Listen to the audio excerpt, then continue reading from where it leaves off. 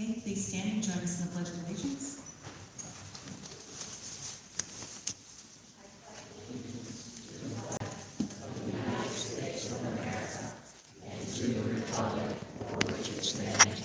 One nation, under God, indivisible, with liberty and justice for all.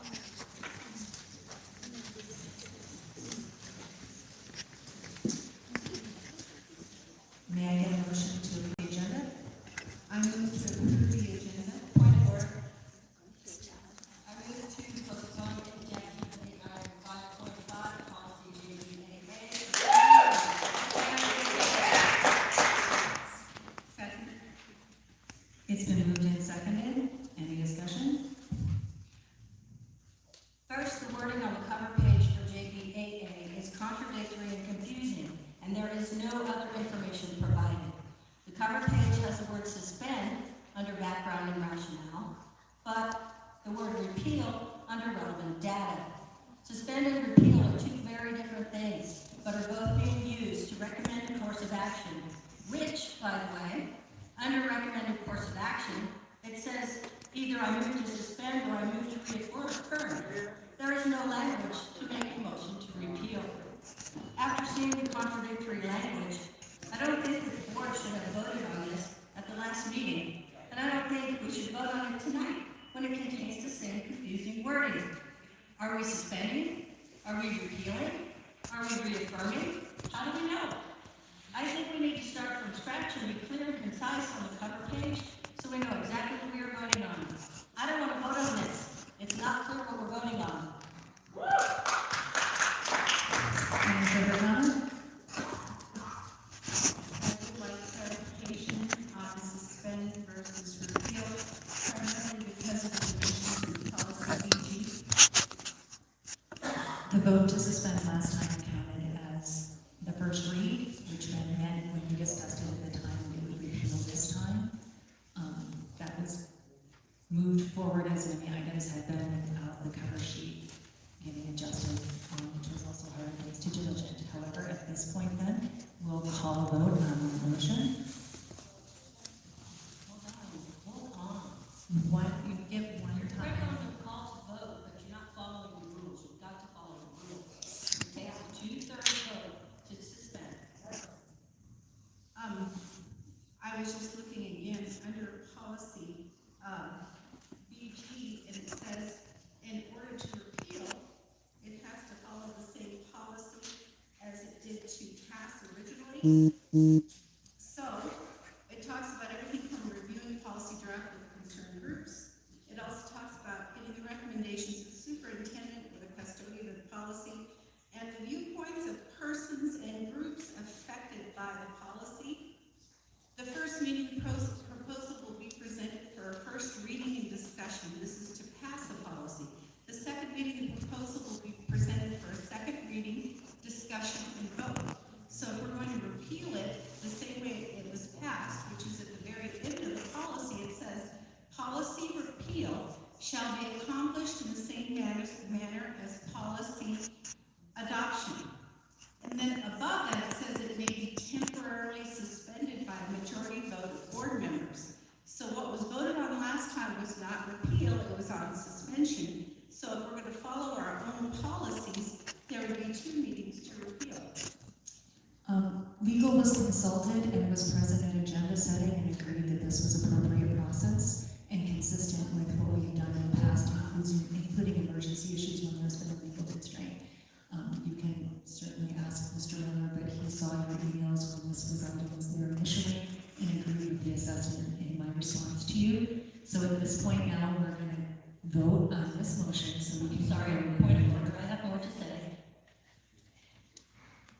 It would be good to consult Mr. Miller when all board members are present.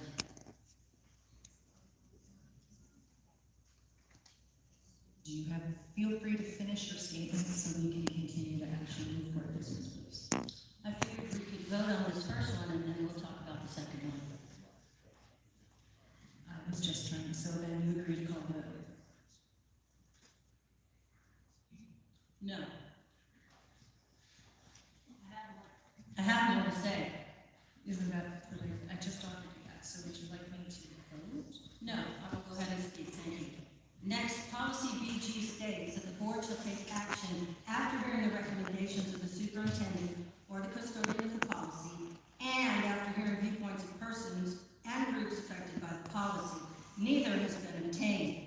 Because it is in policy, I believe we are not supposed to forego hearing those two important perspectives. As one member, I would personally like to hear the superintendent's recommendations and know the viewpoints of the persons and groups affected. We need to ask students and parents about their viewpoints on JBAA, and if they give consent to just follow the practice that we have had in place for over 10 years, which I don't think most know anything about. We also need to ask staff about their viewpoints.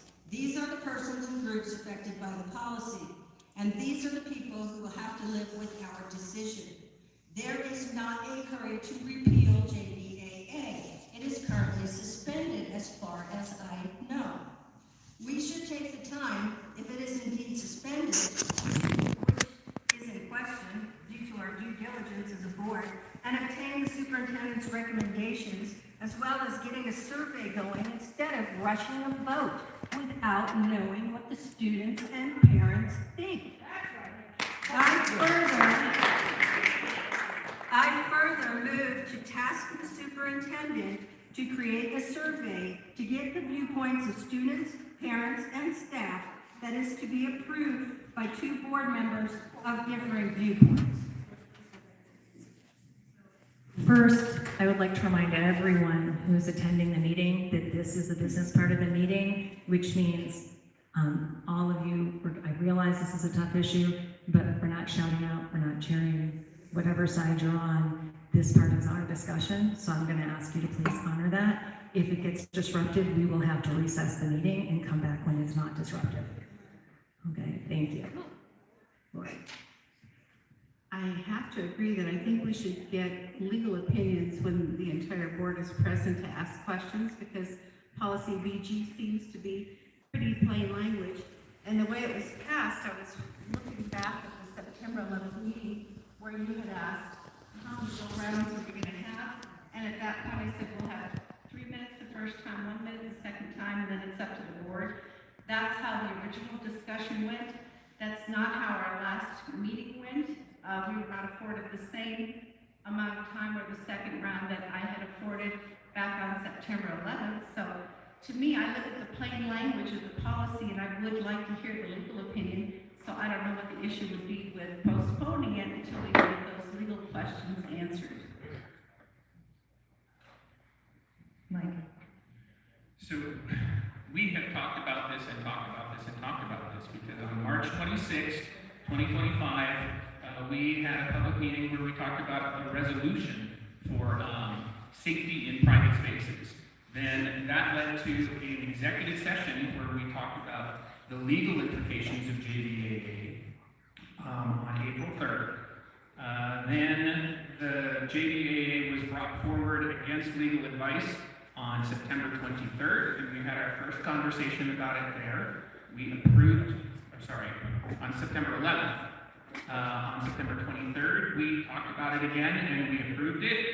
On October 22nd, we had our first read of the -R, and then December 4th, it was mentioned that we were going to be bringing it back for suspension with an eye to repeal.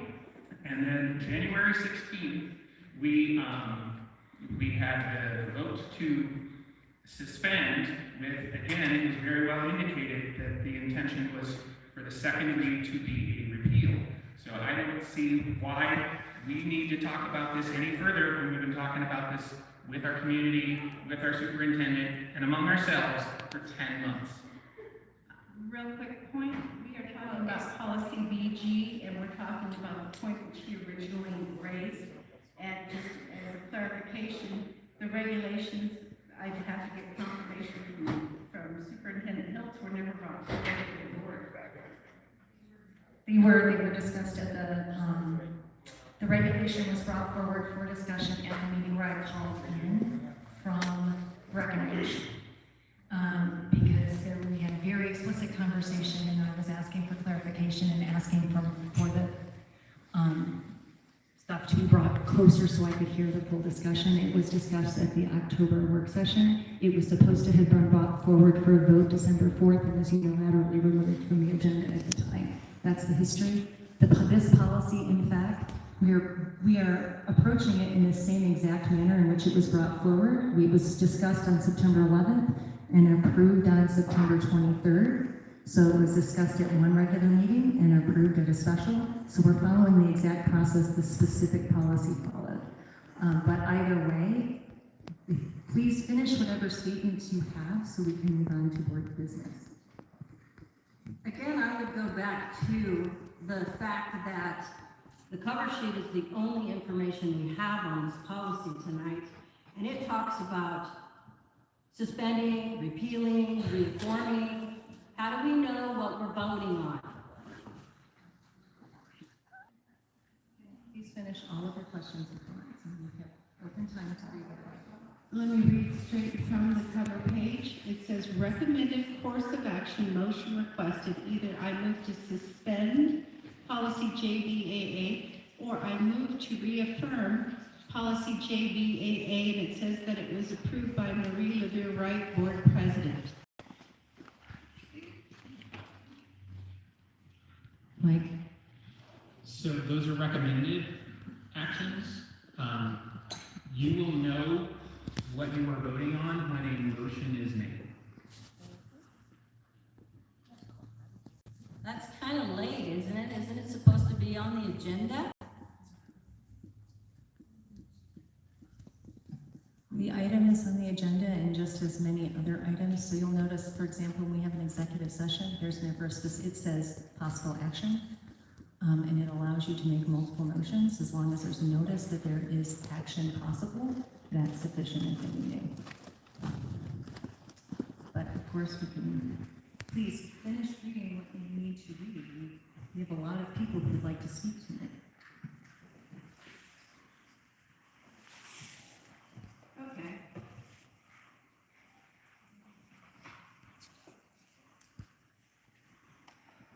Robert's Rules of Order. Section 4, paragraph 32. The presiding officer cannot close debate so long as any member who has not exhausted his right to debate desires the floor, except by the order of the assembly, which requires a 2/3 vote. You called the vote, and we did not have a 2/3 vote.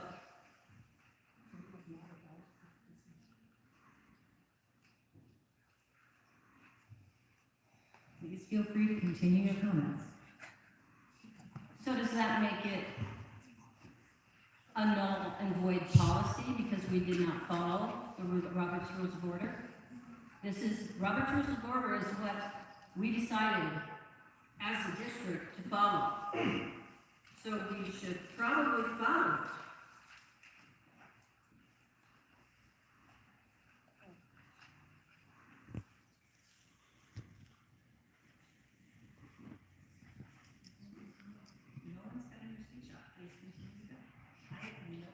You cut my speech off at the last meeting. We took a vote. To me, that makes it null and void. Please continue your comment. I don't have anything else to say. I think I've pretty well covered that the last vote was probably not up and up. And the reasons that I want to indefinitely postpone item 5.5 JBAA. And as Lori mentioned, we need to talk to all 5 of us at one time, need to talk to the legal department, and we need to figure out how BG fits into this. So if we can't figure those questions out, I don't want to vote on this tonight. We don't have all the answers to the questions, and it's just not being represented correctly.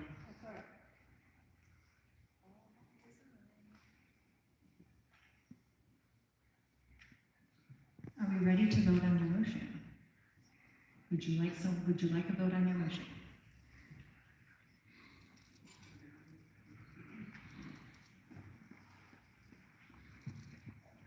Might as well, I said everything I need to say. And calling the vote, please.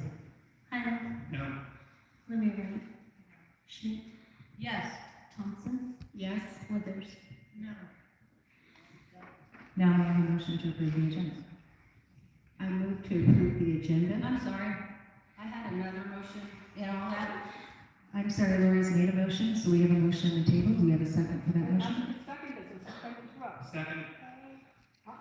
Moved and seconded, now we can have discussion. You may make your motion now if you'd like it. and then- I already read my motion. I further move to ask the superintendent to create a survey to get viewpoints of students, parents, and staff that is to be approved by 2 members of differing viewpoints. You kind of blew past that one.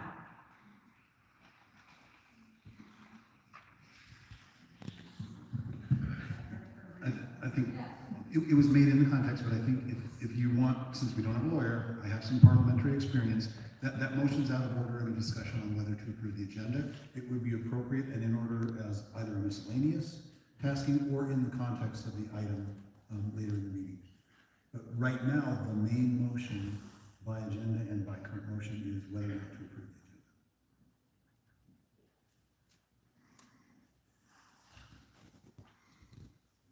So do we have discussion on whether, on approval of the agenda? I think I already discussed all that. Anyone else? Then may I call the vote, please? Higham. Aye. Livy Wright. Aye. Schmidt. Absolutely not. Thompson. No. Withers. Yes.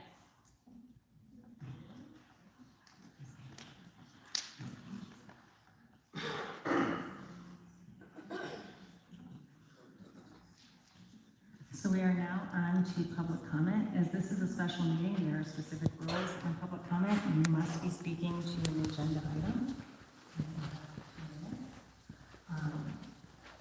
Please stay seated until your name is called by the registration. Introduce yourself, speak clearly into the microphone, and keep your remarks respectful and orderly. Again, these have to be specific to the agenda items. Personal complaints against individuals connected with the district, except for board members or the superintendent, are prohibited, but all comments must be related to the agenda. Each speaker is limited to 2 minutes. The board does not respond during the forum, but may assign follow-up action to the superintendent. We also encourage you to use the stakeholder grievance process for resolving concerns related to policy violations, which may culminate in a formal appeal to the board. Thank you for participating. And our first person is Nicolos Garcelli-Bateman.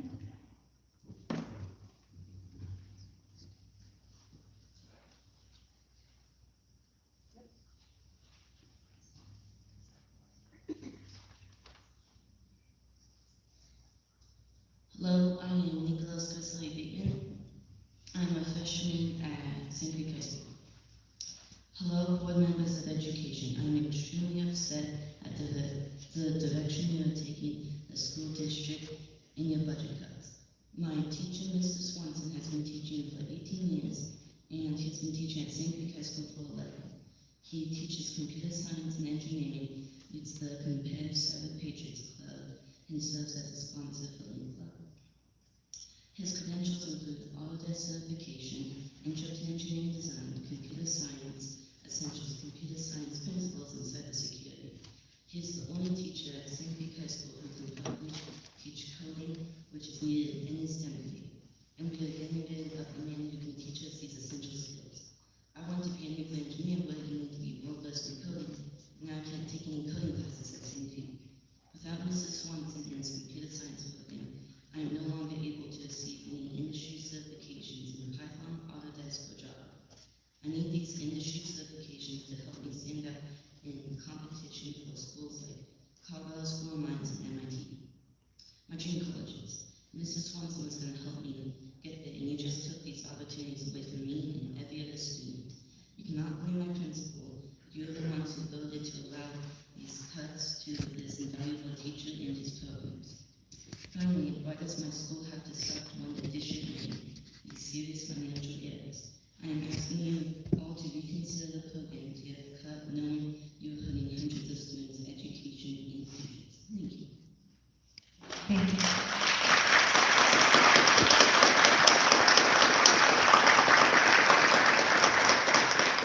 Next is Gianni Scarsella-Bateman.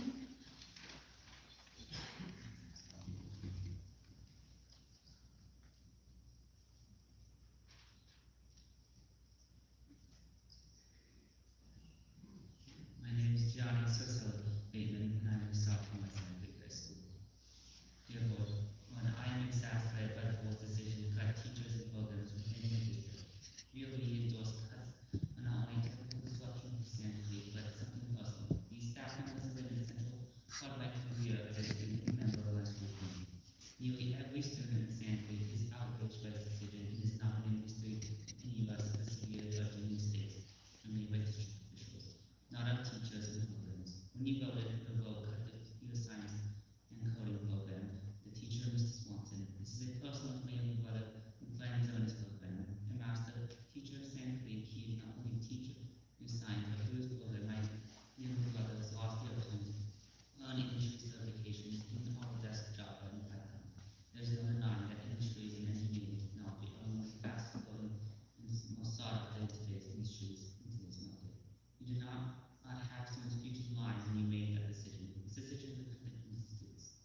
Jennifer Jesse, another teacher cut with years of experience. Well, many of her positions were made the graphic design course, which I'm in. She's also National Honor Society sponsor and yearbook teacher, under which my friend and classmate had a job documenting the greatest moments of our school year.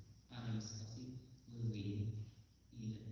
As someone who's loved to escape through his life, they both book. I was scared to get my first book profession. Miss Will had been very kind to me and procedures of linking papers from the library become instrumental in me my first year as a freshman.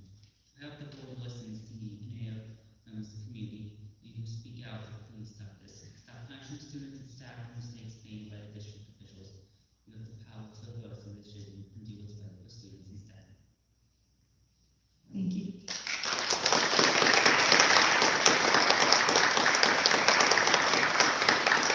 The next speaker is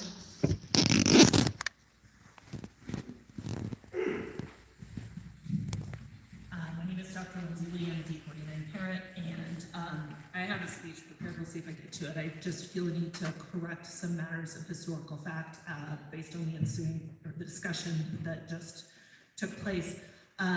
It's very ironic to me that Director Thompson and Director Schmidt are so concerned now about getting public input on the repeal of policy JBAA, when that policy was jammed through in 2 meetings, one of which the public was denied the opportunity for public comment. So it's really rich to me that now you want to do a survey to see how we feel about this, and I hope tonight's public comment will give you at least a good sampling of where the community sits on the repeal of policy JBAA. I also want to add, it's difficult to, as to item 5.5, it's difficult to fully convey the toll that the relentless, coordinated attacks on transgender people and on families like mine have taken on us. Those attacks have come from every level of government, and they are not abstract. They land in our homes, on our kids, and in our daily lives. It has been especially painful to sit through 12 or so hostile anti-trans discussions that this board has held in this very room. 12 opportunities, I'd add, where actual business like the looming financial crisis should have been discussed instead. Each one reopens wounds and sends a clear message that our family's dignity and safety are up for debate. I sincerely hope that stops here tonight. I'm here to renew my enthusiastic support for repealing the illegal and discriminatory policy known as JBAA. Before JBAA was passed, the district's case-by-case approach worked. It protected students, respected families, and shielded the district from unnecessary legal risk. Especially in this time of financial crisis, returning to that approach is not only the humane choice, it's also the smartest and most responsible one.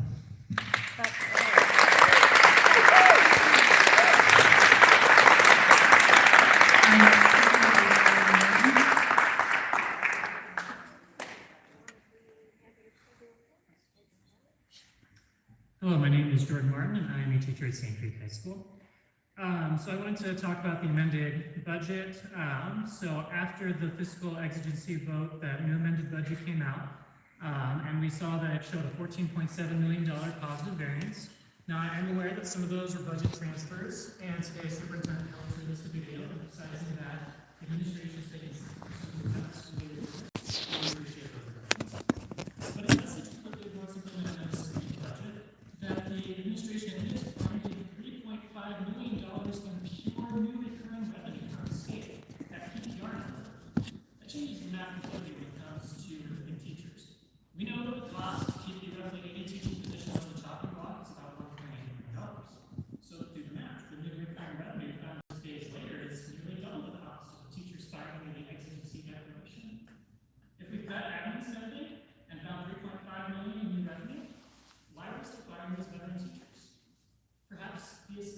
exigency was never about balancing a spreadsheet. Perhaps the exigency wasn't needed to save money. Maybe it was needed to bypass policy. It was needed to strip away contract protections so that invaluable tenured teachers who have dedicated their lives to this district could be targeted. Director Howell admitted last week during this meeting that any community member who is looking at these new numbers may all of a sudden believe that the exigency doesn't look like it needs to be on the table. And he is correct. Mr. Hill said in his video that he wants to take responsibility. Taking responsibility means admitting that when you have new revenue to pay for every single teacher cut almost twice over, you don't fire them, you rescind the agency.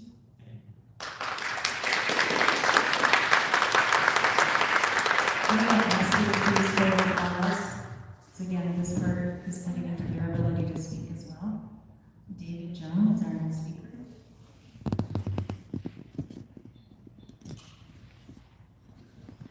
Hello, members of the board. I'm David Young, a 15-year veteran teacher with 12 years of service in D49. I noticed in the amended budget presentation that there was $73.5 million in DPR that the district had accounted for. Considering this is nearly double the amount of money that would be saved by removing teachers from the district, I come to you today to ask you to rethink and reject the current proposal brought forward by Peter Hills to cut programs and teachers from my district. I'm not asking to maintain my personal contract, but I believe the programs I run should not end. In particular, Horizon Middle School has been entrusted by our community to have on it a $100,000 greenhouse that's been built by the staff and students of D49. In a time where our ability to use resources and funds appropriately is in question, allowing such a valuable building to return to nothing more than a storage shed will only validate the concerns that this district do not know how to properly use the resources entrusted to us.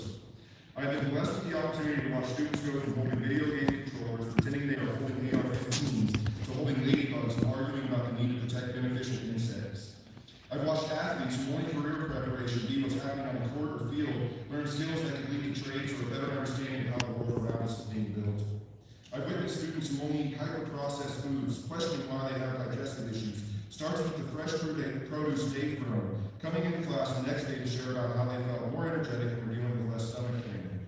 In a time where our natural resources are at an all-time low and the need for them is at an all-time high, I believe it is our duty to teach our children the skills needed to be able to put literal food on the table, to teach them how we can continue to not merely survive, but thrive as the destruction of our natural resources continues, putting challenges in the way of our independence and, quite frankly, our existence. We must know how to live in harmony with nature, not just how to use technology to derive answers. For these reasons, and many others that I cannot list in this 2 minutes, I believe we should reject Peter's proposal. We should, at the very least, be looking at reducing salaries of those making the decisions prior to removing opportunities from our students. We should put in place decision makers who understand education such that we no longer need to pay for all forms to ensure that we are aligned with expectations.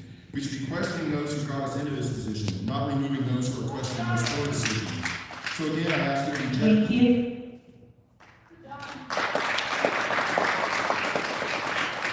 Feel free to do the silent clap. That doesn't disrupt the meeting. Michelle Kemp is our next speaker.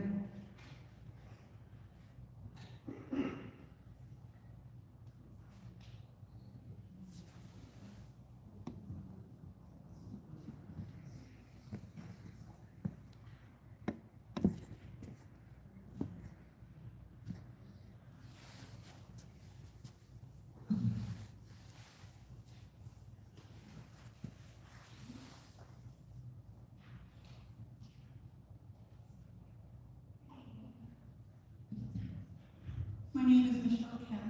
I'm a resident and taxpayer in Falcon. I'm a member of the D49 SQLAB committee, and I serve proudly as the D49 chapter chair for the Universe for Education. Both of my kids attend D49 schools.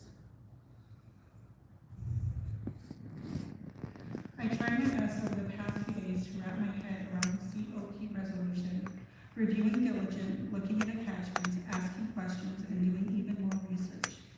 While I only walked away with a small increase in understanding of this very difficult topic, it left me with a much deeper appreciation for the financial misery in our district. Speaking of which, regarding the budget resolution, I want to thank Rebecca Brooks and the business office for their work in balancing the district's budget while navigating through current financial challenges. The complexity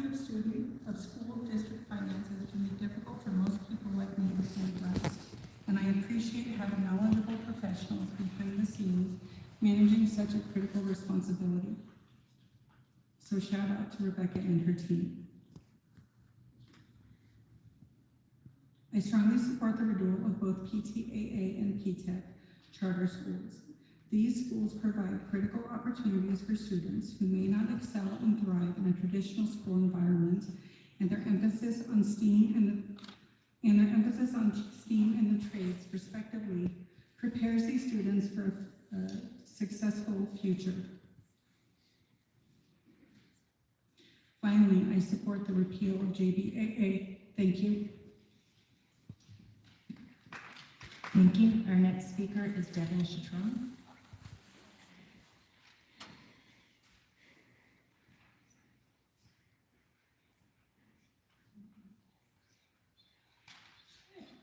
I'd like to start off by apologizing for wearing a hat. Normally I wouldn't edit something like this, but I had a surgery, so. But hello, my name is Devin Chatron. I'd like to start off by congratulating Vice President Withers on her win during this last election. I wasn't able to attend the last few meetings due to my surgery, but I'm excited to see what you'll do in this role. I'd also like to thank the members of the board for holding the line for all D49 kids as a transgender individual who's been harassed and bullied for being trans as a student and adult. What you're doing right now is helping a lot of transgender kids in this district. I'd like to address the comments made by Director Schmidt and Secretary Thompson at the last hearing. Using our own arguments about the medical health of students to justify forcing trans kids into restrooms and dressing rooms that do not match their gender identity, or single-stall restrooms that may not be easily accessed, is still discrimination. I think there are better ways to resolve this issue to show care for all D49 students. The current resolution for the issue is to allow any kids that are uncomfortable with trans kids or public restrooms to request access to single-stall toilets. There are far fewer kids who care about who is using the restroom next to them than you think. They're more concerned with the fights that are happening in the restrooms. A full result for this would be to advocate for the state to give more funding to the school for an update to D49 restrooms, so they have full walls and doors like miniature private restrooms with communal sinks, instead of half dividers that allow kids to peek over or under them or through cracks or harass students. This will lower the chance of sexual misconduct against any students. This would also allow the district to install cameras facing restroom doors to see if any fights or inappropriate actions are happening, like in school hallways. This would up the comfort level for all of these 49 students and the safety level. And it can be pushed as a safety measure for school shootings, as some walls can be reinforced in some of the restrooms to block small caliber rounds and be safe for students to hide in during school shootings when they're locked out of their classrooms. This would stop the othering and harassment of transgender kids and make the district the shining light in the nation by turning this arguably hateful debate into a way to protect our future leaders, which I think everyone on the board can agree is important. Thank you for letting me speak today. Thank you. I'd like to talk to the board members that I mentioned. Our next speaker is Brody Manning. So, Judy Vasquez is our next speaker.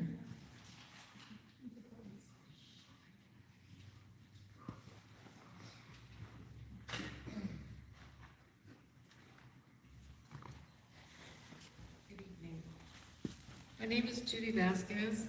We have 7 children, 5 of which graduated from the Parkland School District. I'm helping our children for over 3 years to graduate.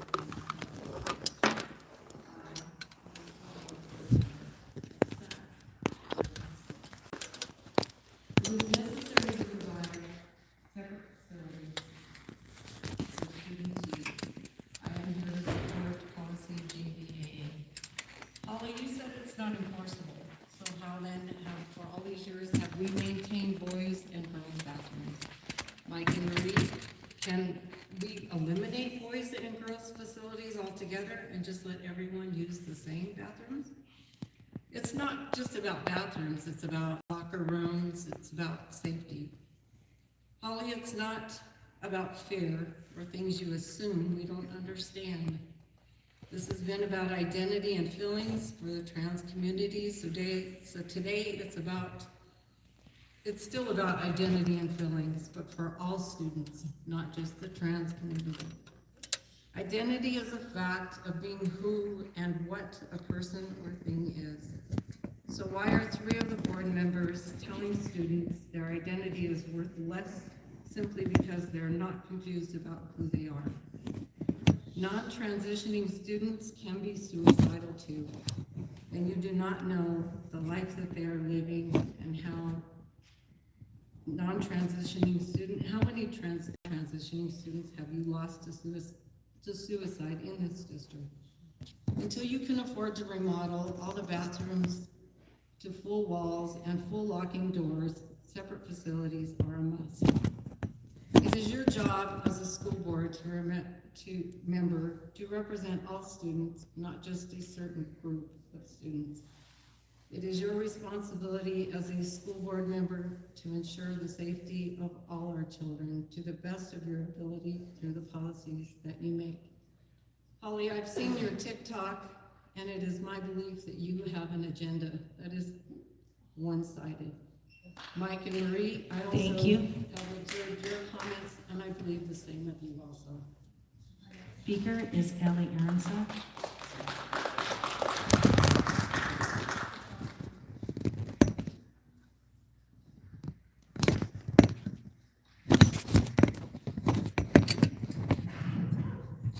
Good evening, my name is Allie Aronsap, I use she, they pronouns, and I'm here to encourage you to repeal policy JBAA, a policy that is unlawful and discriminatory at its core. I was a teacher in this district. I actually learned how to be a teacher in this district. I won teaching awards from this district, and I currently work with your students through my work at Inside Out Youth Services. Though we serve fewer students from D49 now than we did in years prior. In fact, on average, we've seen a 20% decline each year of young people at Inside Out attending D49 schools. But that's not because these young people are leaving us, it's because they're leaving you. Once D49 began implementing policies that directly target transgender students, many felt they no longer had a place in your schools, so they transferred out. I can see it in our data, and financially, I know you see it in yours. For students who have remained in D49, we continue to hear not only that they don't feel supported, but they don't feel safe in your schools. My colleagues have spoken here before, guided by evidence and humanity, to advocate for policies that support queer and trans students and against policies that cause harm. Because we are the experts in this work, and it is our responsibility as experts to continue to advocate for these students, no matter how obvious the decision should be. And we are in agreement with other experts all over the country, guided by decades of data and as evidence for what we are recommending works. You hear a lot of opinions in this boardroom. We at Inside Out come with facts. Policies like JBAA harm students, fact. And there are mountains of research that tell us so. So you as a newly comprised board have an opportunity to set a new tone, to send the message that you value comprehensive evidence over under-informed opinion, to listen to the experts. And it is my expert recommendation that you repeal policy JBAA. Thank you. Our next speaker is Dr. Amanda Kessler. Sorry.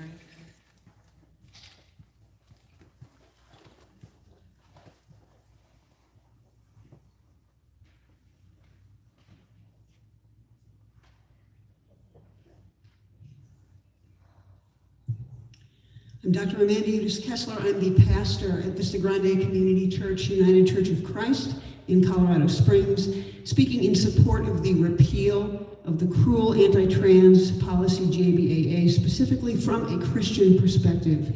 The prophets, Jesus, Paul, and the early church taught us to love and respect all of our neighbors and work for their well-being. Trans kids are our neighbors. They are beloved children of God, and they deserve the same justice, kindness, rights, and positive treatment as all other kids. The prophet Isaiah says to do good, seek justice, and rescue the oppressed. The prophet Micah reminds us that God says to do justice, love kindness, and live humbly. Restricting the rights of trans kids is unjust, cruel, and arrogant, the opposite of what God demands. Jesus said to do unto others as we would have them do unto us. We who are not trans would be horrified to be treated the way trans people are. If we don't want to be treated badly, we should not treat others badly. Jesus said there was no commandment greater than the commandment to love our neighbor as ourselves. The Apostle Paul said, love does no wrong to a neighbor. Trans kids are our neighbors, and I'm pretty sure loving our neighbor does not include stripping them of their rights. Indeed, Jesus said that we were to show mercy to our neighbors, and there is nothing merciful about policy JBAA. Early Christians recognized that those who love God must love their siblings also, and trans kids are our siblings. Many of us have been taught to hate and fear trans kids, but as early Christians knew, there is no fear in love, but perfect love casts out fear. Policy JBAA is built on fear and cruelty, the exact opposite of love. Therefore, we must cast out this policy instead of casting out our trans kids. I urge you in the name of all that is holy and good to repeal this unloving, unchristian policy. Thank you and God bless. Thank you. Our next speaker is Jackson Hoskinson.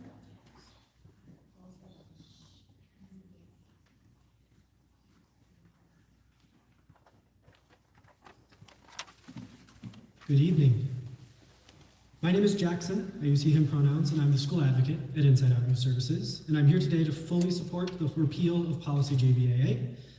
Policy JBAA not only ignores the protections guaranteed in Colorado anti-discrimination law, subsequently affirmed by the Coy-Mathis decision, it adds to a culture in D49 where it is okay to exclude and belittle people because of their identities.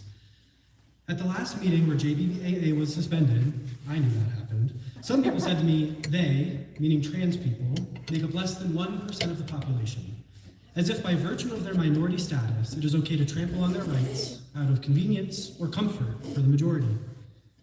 Initially passing JBAA and the 10 months of commentary we've had on resolutions and things like it has created a space where people think it's okay to say things like that about your students. No student should be treated this way. Let's consider the inverse of this policy, and it might make the discrimination a little more clear. Let's say this policy required any student who was uncomfortable using the same restroom as a trans student to use the nurse's office. It isn't one-to-one because being uncomfortable is not a protected class, okay? But the point is, when you force someone to use an accommodation, it's no longer an accommodation. It's forced segregation, just like the title of the policy. Accommodations and individualist solutions are good because every student, cis and trans, deserves to have their needs met.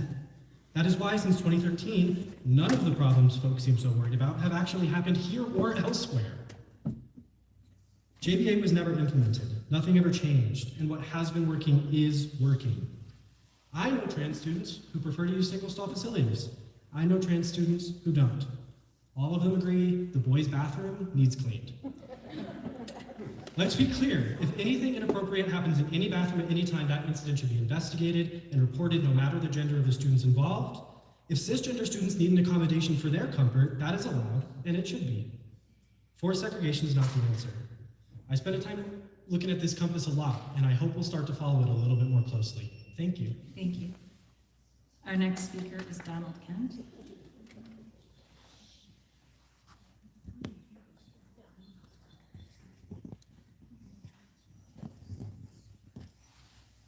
Howdy, my name's Don Kent. I live pretty close to here. I've got a toddler who will be attending these schools probably in a couple of years.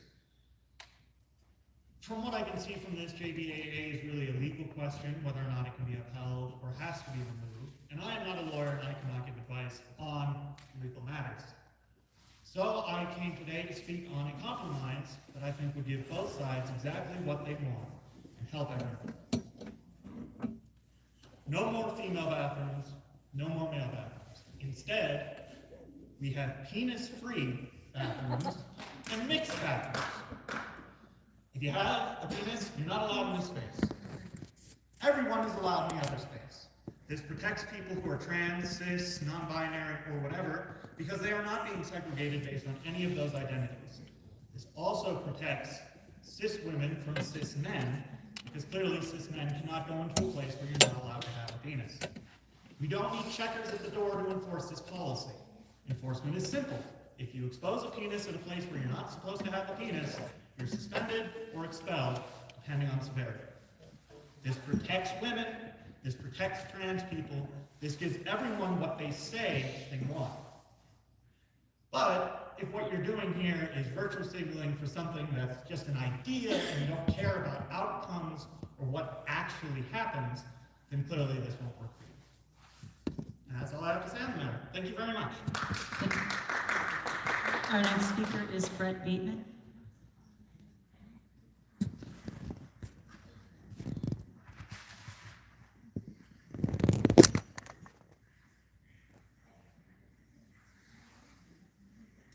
Good evening, Brett Bateman. I'm a parent of two in the district. I'm very concerned with the planning assumptions that are going into the amended budget, agenda item 5.2. Specifically, in 1 week's time, the adopted amended revenue update has changed in Fund 10, $4.8 million to negative. Further, it is not too late to fix a grave error. The reduction in programs that eliminated computer science at St. Creek High School can still be reversed. As a parent of St. Creek Scorpion who is pursuing the engineering pathway, an engineering professional myself, I'm disappointed. Y-Cut was essential to career readiness, academic success, and access to high-impact, high-paying jobs for D49 students. An area that is creating jobs much faster than the average high incomes, creating over 300,000 openings over the next decade. It's significant opportunities for specialized skills from foundations taught by excellent teachers like Stephen Swanson. Mr. Swanson is the only staff member able to teach his students to be certified in the widely marketable Python and Java computer languages. These classes are CTE courses that are reimbursable and must be sized to fit the state reimbursement model. These are factors that must be considered in addition to the base value of the computer science program itself. In my work, I regularly hire high-paying engineering jobs, and those certifications grab my attention and give those candidates an edge in being hired. There's still time to pause and reverse many of the reduction in program errors. I ask you to insist on true due diligence in the determination and application of detailed and credible criteria for reducing programs and personnel. Exhaust more means to reduce expenses outside of the classroom. While the cost of teacher salary repositioning has been cited as a key budget deficit driver, do we know the overall impact of licensed staff on the licensed staff salary schedule that are being used for admin roles, not listed in admin salaries? Other factors to compare. All the students of D49 deserve better and need you to do better and hold the people accountable who are implementing both the amended budget and the authorized fiscal contingency. You're months away from the actual suspense to adopt a budget. Take the opportunity to gather better, more objective decision quality data for the voter-granted governing authority that you have over the annual year 26-27 budget. Thank you. Thank you. Our next speaker is Angelinda Rush.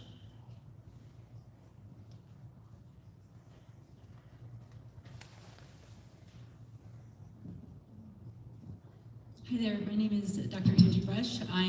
This is my first time coming to any of these school board meetings. I am a parent. I've had 4 kids in the D49 district. I have 2 that have graduated, they're successfully in college, and 2 that are still in high school. I had to come today because I have to speak up on behalf of my rights as a parent and my children's rights as human beings in America. I hear a lot of the discussions based about the JBAA to be focused on parental rights. I want to express that trans kids' parents also have rights. We have the right to work with our medical professionals, our children, our school systems to decide what is best for our children. Does it impede on the rights of other parents for us to be exercising our own rights as parents? Does it impede on the rights of those other children for my child to take a dump in a certain bathroom, right? We have to ask ourselves, what is the actual impact here? I want to express the responsibilities of parents. It is the parents' responsibility to teach their children, to advise them, to guide them. If there are populations of children that are feeling unsafe because there's a potential of a trans person being in that bathroom with them, that is the problem of the parents. Who is enforcing this fear and reinforcing these ideologies of hate and fear in these children that trans people are something to be feared? We have to ask these parents, why are you not taking the responsibility to say, based on the evidence, based on the data, there is no reason to be afraid. My rights as a parent, I want to choose what is best for my child, especially if it doesn't impact the other children negatively. Also, this policy is not enforceable. I have a child who identifies as female, presents as female, has driver's license, birth certificate that says female. I also have one that says male, male, male, and presents as a male.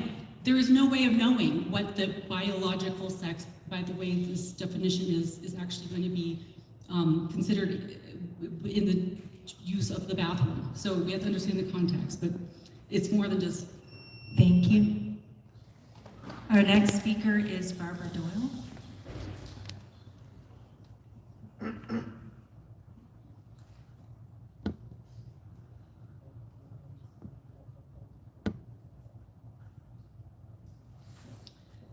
Hello, my name is Barbara Doyle, and I'm a retired public school teacher from Colorado Springs and a voter in District 49. Thanks for reconsidering the merits of policy JBAA, which is based on fear and false narratives. Public education is meant to be a K-12 institution that begins with the teachings of inquiry and human potential for all children. Unfortunately, it's been hijacked by those who suffer from what is termed as the illusory truth effect. This is our tendency as human beings to believe false or incomplete information so long as it has been repeated to us. In this case, the idea that there are only two genders is scientifically incorrect, but repeated as if it were truth or fact. School boards create policies in order to keep children safe, like not allowing them to bring weapons to school or approving curriculum that's age appropriate and in line with Colorado state standards. These are policies based on what children do, interact with the community and learn in safe environments. Policy JBAA does not focus on what children do, but focuses on who these children are. Some school board members have decided under the guise of keeping students safe that they have to be protected from trans students. Policy JBAA harms the very children it is meant to protect, and that it does not allow for understanding of human differences, nor does it allow all children to reach their full potential as school board members have sworn to do. It discriminates against a small group of children due to ignorance, misinformation, and disinformation. This is what makes this incredibly bad policy also unconstitutional. Separate but equal is illegal. Perhaps those school board members who are trying to discriminate against trans students are the ones who really do not belong on the school board. Please repeal this policy and get back to creating an institution. Thank you. Thank you. Okay, the policy states 30 minutes of open forum comment, and although in the past that was simply calculated by doing 15 times 2, as we've gotten very technical, I'm trying to ensure we follow the 30 minutes, and we have slightly over 2 minutes left, which means there's one more person who can comment, going straight through the sign-ups. Point of order. If you look at the policy BEDH, it allows for up to 15 people to have 2 minutes. And so I don't see where in the existing policy BEDH, it says it will last exactly 30 minutes.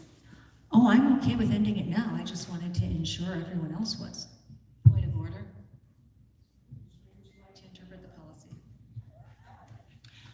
I would like to move to extend public comment so that all people can give us their viewpoints.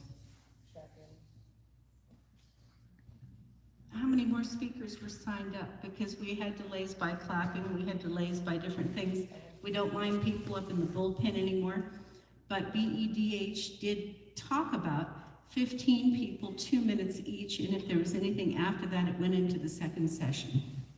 We have also moved and approved making the public comment session longer in order to get the entire company or the entire community's viewpoints. Although we have done that in the past, as we have noted, that has opened us to viewpoint discrimination claims because sometimes we did and sometimes we didn't. Of course, the board can make that decision as a body by voting on that motion, but I would caution that the concerns about viewpoint discrimination, because we sometimes did and sometimes didn't, is why we have been sticking precisely to policy. I can. How many more are signed up? I'm just curious because we started the meeting 20 minutes late to allow everyone to check in. So if somebody took the time to come down here, check in and wait to speak, I want to know how many more are signed up that haven't spoken yet. We have 4 who have not spoken in the last month who are signed up to speak. So how many was the total for the first session? There are 3 additional who did speak before, who by policy then aren't the ones to speak this meeting. So that would be 7 more. Actually, I think policy BEDH says if they spoke last time, they could even overflow to the second session. So if there's other people who have not had a chance to speak yet, I think we should allow them the chance to speak. Are we ready to vote? Is there a second? We need a second. I thought there was one. The motion is to extend the policy, or extend community public comment so that we can hear every member, every community member's viewpoint.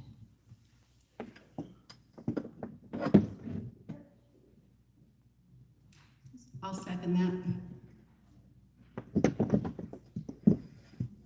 Do we need 5 on that, or do we don't, because it's not been changed the agenda, correct? It's just a set aside of the policy. Correct, for a procedural motion, you're okay to proceed. All right. I think you need 2/3.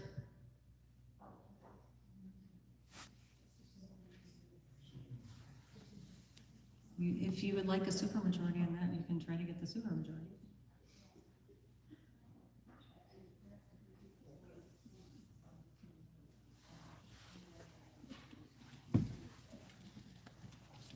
Let's just call the vote and see how the vote goes.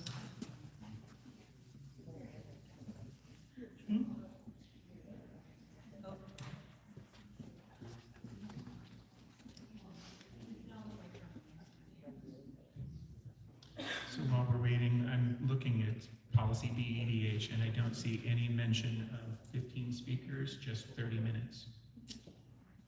Typically, I think how that was handled, it was not meant to be 30 minutes contiguous, and that's not how we've done it in the past. So when they talked about 30 minutes, it was 2 minutes each for 15 people, but we didn't count the time walking to and from the chairs.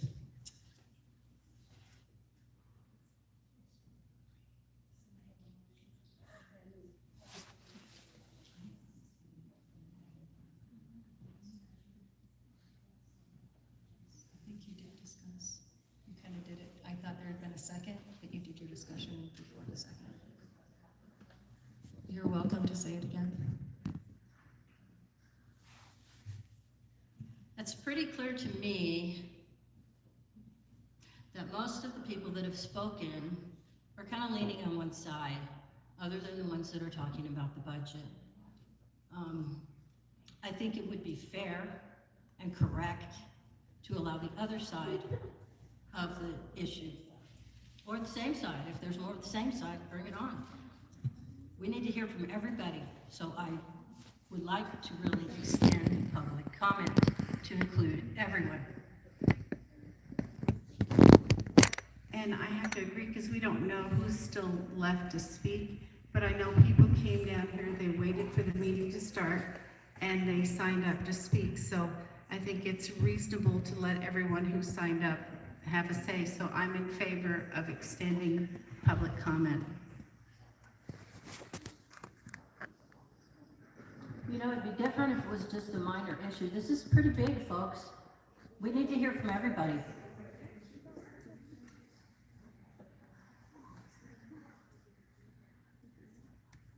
I can take back my 40 seconds to bring us to 30 minutes. If that's the cause of the whole issue, is like I stopped too soon.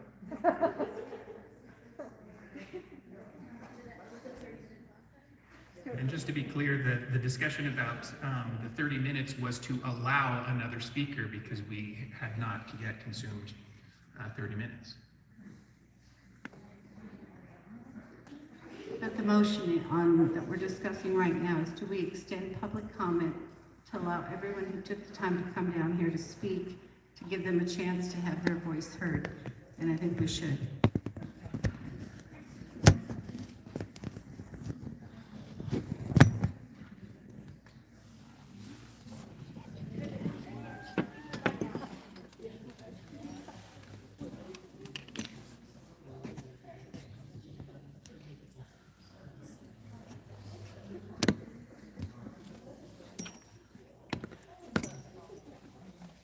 Okay, so then are we ready to call the vote? Wait, you vote? Are you good with voting on that? Kyle? No. Okay, right. No. Schmidt? Yes. Yes. Withers? Yes. So we didn't get a supermajority because that's procedural, so that means we can call everyone else up. I was looking for the part where it was if it's open prior to that. That wasn't in this case, it would be somewhere else.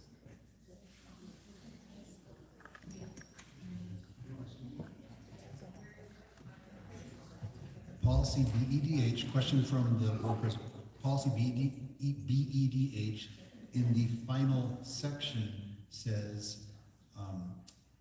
priority should be given to speakers who have not addressed the board publicly within the prior month. That is the clause in the final sentence, Priority. second from last. So because we've extended it, everyone can talk.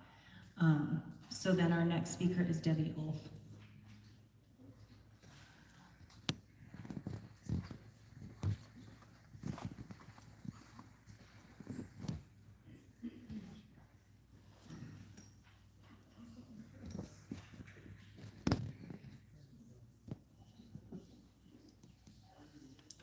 Hi, I'm Debbie Alf.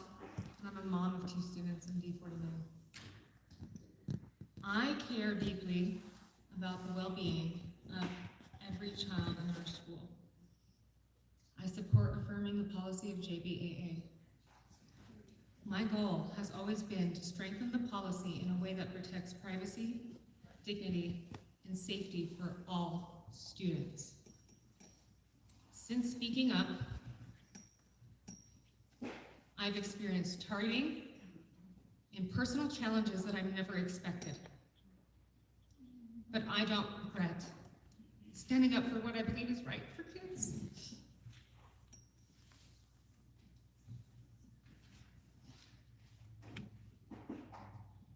Parents should be able to,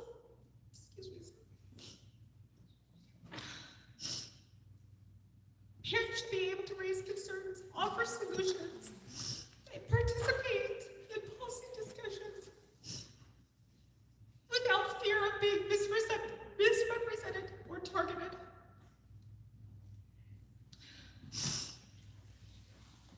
Healthy communities depend on respected dialogue, even when we disagree. For many families, especially those raising girls, privacy and consent in intimate spaces are not political issues. They are basic matters of safety and dignity. We teach our daughters that their boundaries matter. And any policy we adopt should reflect that with compassion and clarity.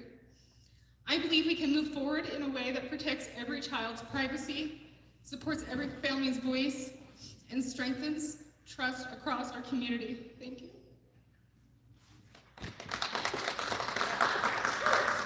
Our next speaker is Yolanda Edwards.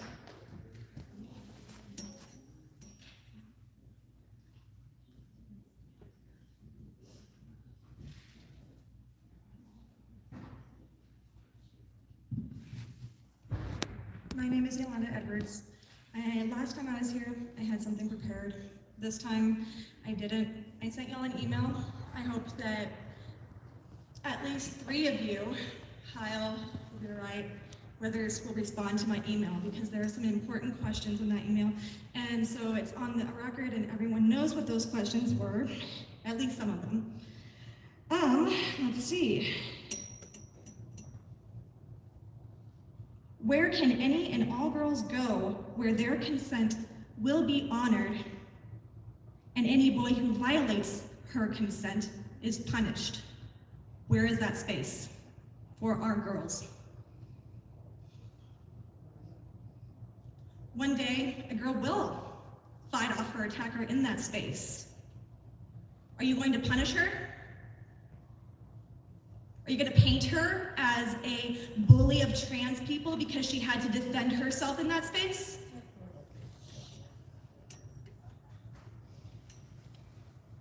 I want to know how exactly you plan to protect the sex-based rights of girls without policy JBAA. Where is their protection? It is required by law to have a space for girls. Where is their space? Do you think bullying is bad in the boys' room for these boys who want to be in the girls' room? Oh, girls can get worse. Girls can get much worse, and I hope that they do, to be honest. Because they deserve privacy, dignity, and safety on the basis of sex. Do you remember? Do you remember Ruth Bader Ginsburg? She said on the basis of sex is what we deserve our rights for. Not for gender identity. We don't have these weird identities. No, it was on the basis of sex. Thank you. Our next speaker is Holly Labria.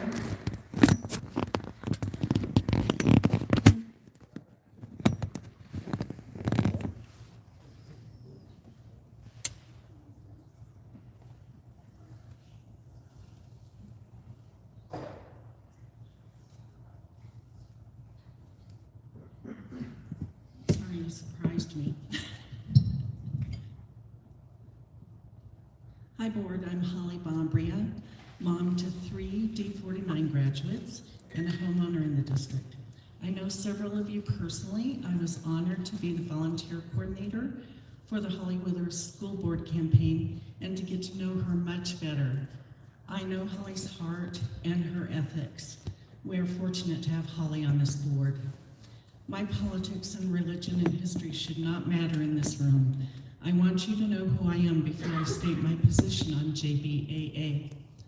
I was born and raised in Colorado Springs and went to school in D11.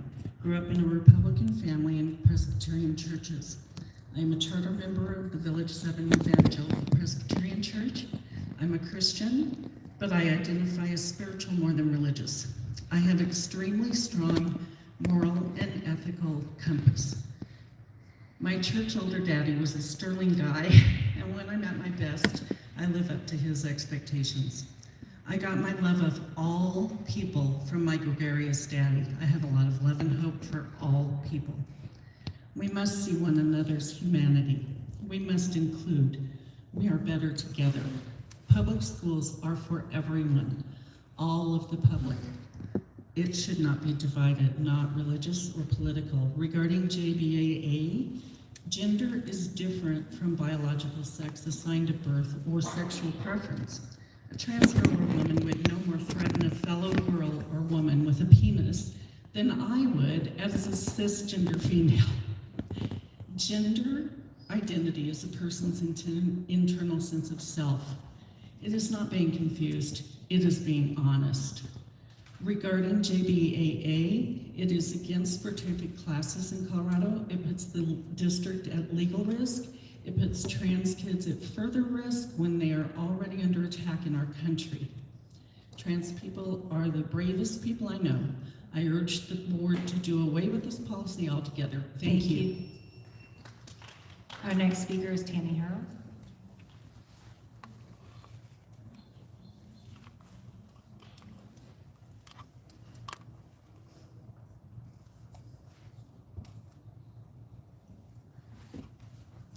Good evening, board. My name is Tammy Harold. I'm a taxpayer. 2 of my children have graduated from D49.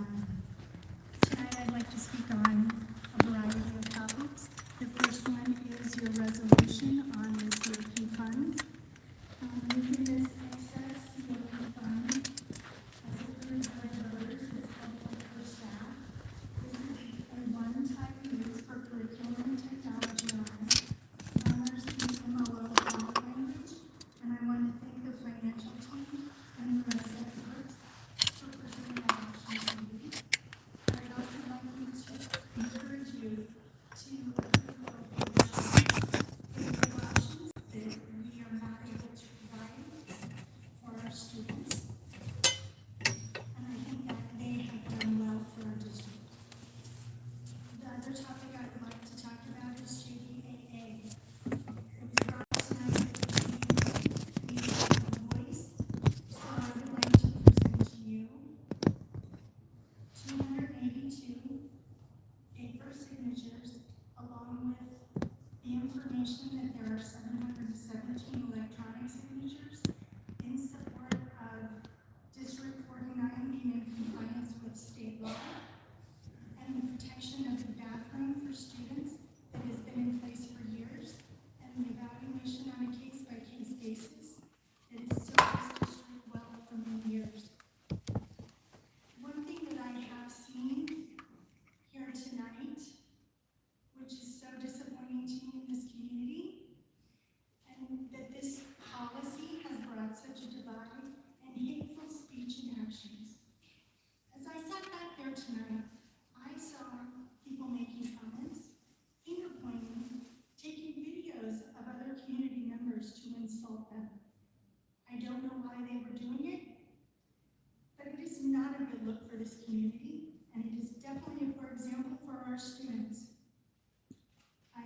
to say, why can't we do better? Thank you. Our next speaker is Karen Stitt.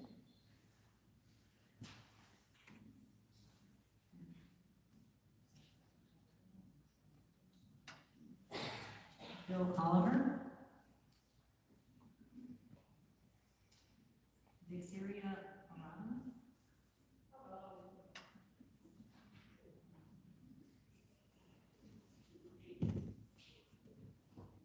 Hello.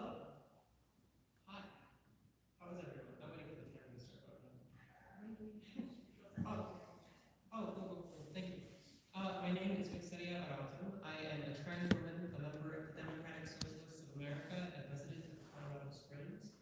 I've been here before speaking on policy of JBAA, and I am so incredibly happy to see a competent replacement for Lori's puppet. The rational arguments against policy JBAA have been made and fell on deaf fascist views. If someone were to walk up here and suggest that we implement color measures, they would be moved out of the state.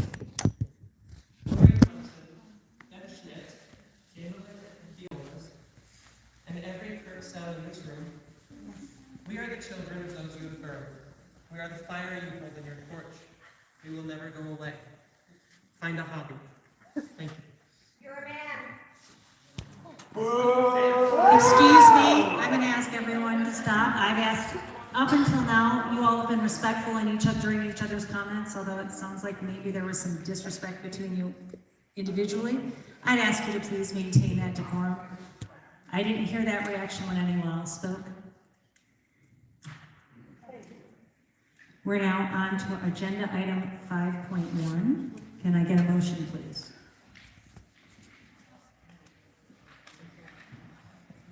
I move to approve the resolution for the one-time use of COP fund balance in the amount of $4.7 million.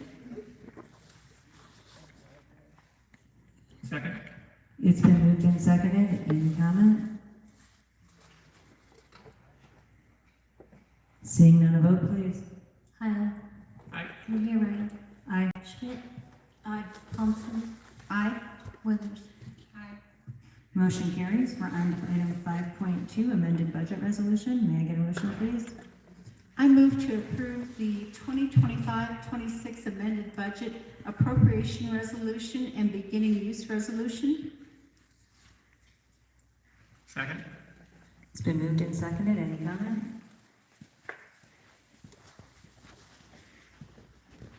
So I heard something during public comment that I thought was worth addressing because somebody characterized my words in a way that I certainly don't recall saying. Where there was a comment about we found $3.5 million in PPR the day after the exigency. Rebecca, would you like to speak to that, please? Absolutely. So we definitely didn't find it. We knew that there would be changes at the mid-year, but we wanted to wait until it was all finalized. But a lot of things changed between when we brought this to you at the beginning of the year, first in May, and then final approval in June. The biggest one of those was covering a huge deficit for the first half of the year before we were able to increase our insurance premiums. So that is the biggest chunk of what we would typically have to dig deeper into a fund balance we don't have without that additional money. So it was already factored in. We just had to wait for that.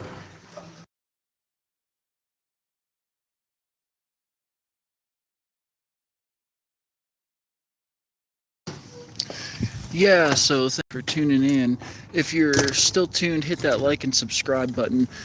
We're here at the D49 school board meeting, and we're listening in on the transgender bathroom policy. And as we heard, there was a Democratic Socialists of America member who had spoke, and that Democratic Socialists of America member was trans, it looked like, and apparently was misgendered. So there's been a little bit of controversy. We're gonna stay tuned in here to what they have to say. Stay tuned in to the channel, hit that like and subscribe button, hit that notification bell so we can come out here and continue to do this. Appreciate you tuning in.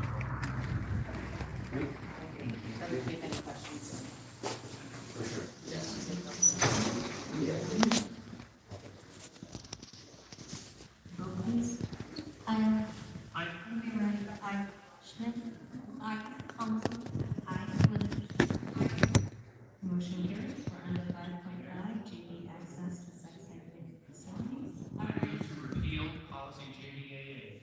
I raise a question of privilege, reserving my debate time, please, Lynette. And it sounds like we have two competing motions there.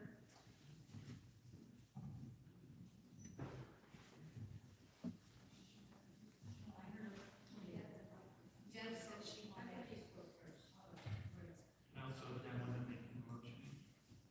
No, I raised a question of privilege. So, right, so what is your question?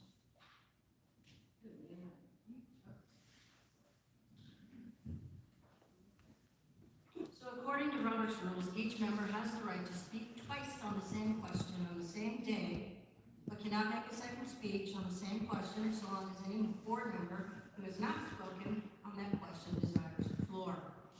The standard is 2 rounds of debate. Our board has historically, until the last meeting, allowed the standard 2 rounds of debate. The presiding officer cannot close debate by simply calling a vote without a 2/3 vote from the assembly wanting to close debate. This was done wrong at the last meeting.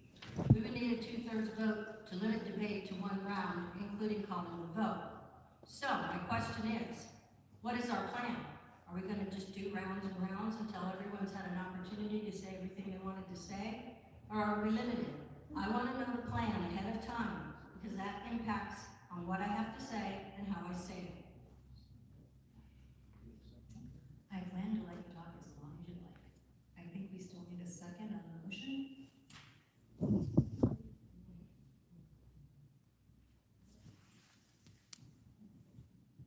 No, we need a second. So Mike made the motion to repeal the policy. Do we have a second? Second. What's discussion? Lori?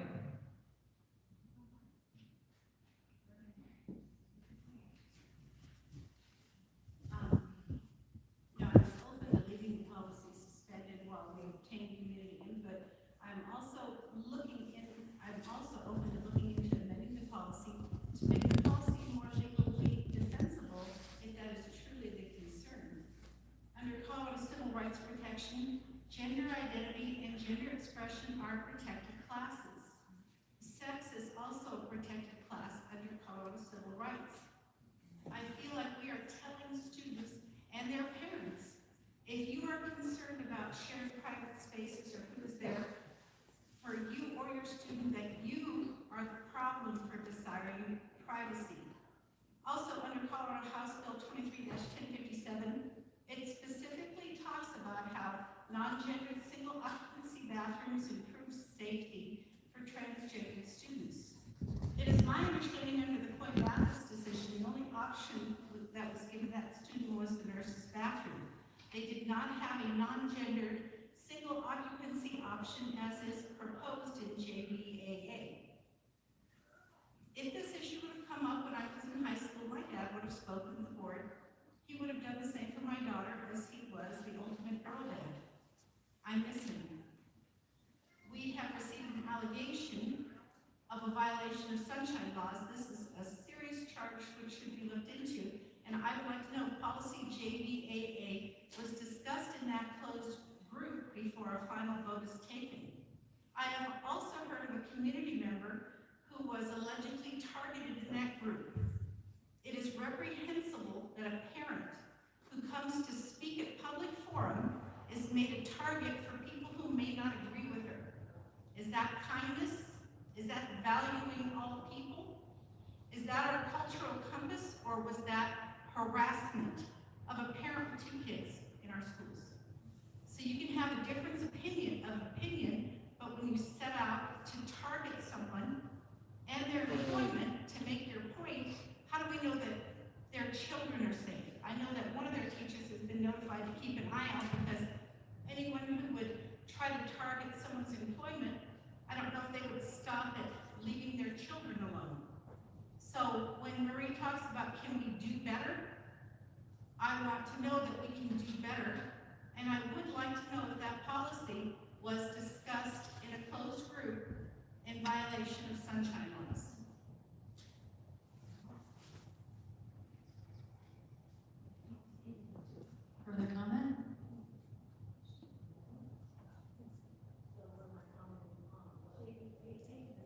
Each of you is getting as much time as you would like, so please say your Okay, name. but how is this gonna work? Is it 1 round, 2 rounds? What are we doing here?